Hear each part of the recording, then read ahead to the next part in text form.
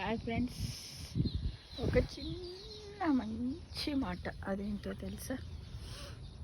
తెలుసుకుందామా మరి.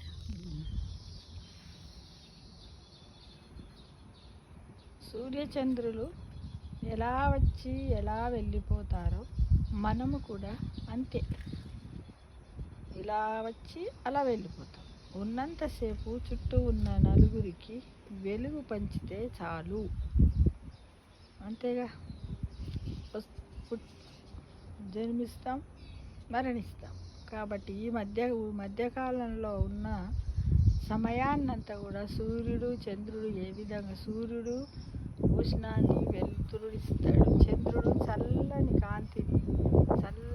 కాంతిని మనస్సును ప్రశాంతతను తెలియజేస్తాడు. ఎప్పుడైనా మీరు పౌర్ణమి రోజుల్లో చంద్రుని వెన్నెల్లో కూర్చొని ఒకసారి ఆకాశానికి వేస్తూ చూస్తూ ఆస్వాదించండి. ఇంకెలా ఉంటుందో, మనస్సు హాయిగా ఉంటుంది కదా.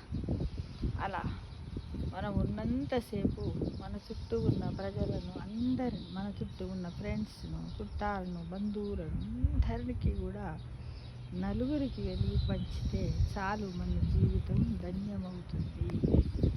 అంతేగా మరి.